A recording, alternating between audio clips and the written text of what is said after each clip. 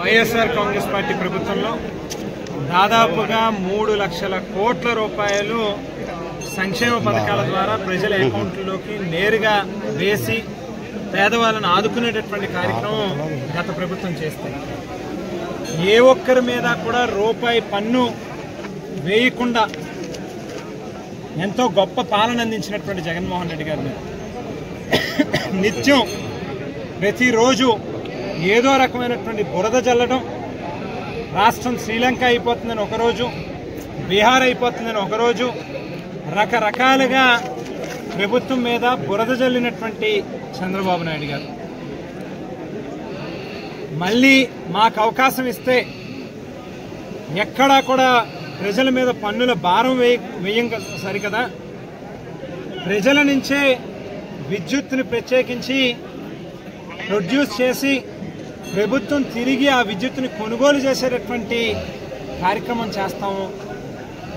మాకు అవకాశం ఇస్తే 5 ఏళ్లలో ₹1 కూడా కరెంటు బిల్లుల్ని పెంచము అని చెప్పినటువంటి చంద్రబాబు నాయుడు గారు కేవలం 7 నెలల కాలంలోనే సూపర్ 6 మొత్తం అటకెక్కింది.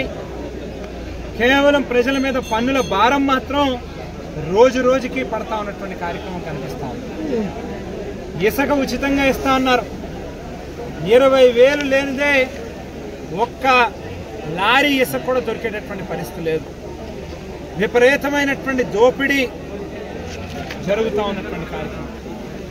మరో పక్కన ప్రభుత్వం వచ్చిన ఈ అతి తక్కువ కాలంలోనే 2 పర్యాయాలు కరెంటు బిల్లుల్ని పెంచుతూ 15,000 కోట్ల రూపాయలు పేదవాడి నడ్డి విరిచేటట్టుగా కరెంటు బిల్లులను పెంచి పన్నుల భారాన్ని వేసినటువంటి ప్రభుత్వం ఈ కూటమి ప్రభుత్వం అని చెప్పి సందర్భంగా గుర్తు చేస్తా ఉన్నాం. ఎన్నికల్లో ఏం చెప్పారు చంద్రబాబు నాయుడు గారు? ఆయనకి భజన చేసేటటువంటి పవన్ కళ్యాణ్ గారు కానీ, బీజేపీ పార్టీ కానీ బాబు షూరిటీ భవిష్యత్తు గ్యారంటీ అన్నారు. భవిష్యత్తు గ్యారంటీ కాస్త గాలికి వెళ్ళిపోయింది. బాబు షూరిటీ బాధుడు గ్యారంటీ అనేటువంటి కార్యక్రమానికి మాత్రం ఈ ప్రభుత్వం శ్రీకారం చుట్టింది. ఇవాళ ఈ ప్రభుత్వాన్ని డిమాండ్ చేస్తా ఉన్నాం. ఏదైతే సూపర్ 6 హామీలను ఇచ్చారో ఆ హామీలన్నింటినీ కూడా తక్షణమే అమలు పరచాలి. ఏదైతే ఎన్నికలకు ముందు చంద్రబాబు నాయుడు గారు చెప్పారో ₹1 కూడా కరెంటు బిల్లుల్ని పెంచము అని చెప్పి ఆ మాటకి కట్టుబడి పెంచినటువంటి విద్యుత్ ఛార్జీల విషయంలో మళ్లీ వెనకడుగు వేయాలి. ప్రభుత్వం పెంచినటువంటి ఛార్జీలను తక్షణమే తగ్గించాలి అని చెప్పి డిమాండ్ చేస్తా ఉన్నాం. లేనటువంటి పక్షంలో భవిష్యత్తు రోజుల్లో ఈ ప్రభుత్వం మీద ఉద్యమ బాట పడతాం. విద్యుత్ వినియోగదారులందరినీ కూడా కలుపుకుని రోడ్లెక్కేటటువంటి కార్యక్రమం చేస్తాం. ఈ ప్రభుత్వాన్ని గద్దెదించేటటువంటి కార్యక్రమం చేస్తాము అని చెప్పి సందర్భంగా తెలియజేస్తా ఉన్నా.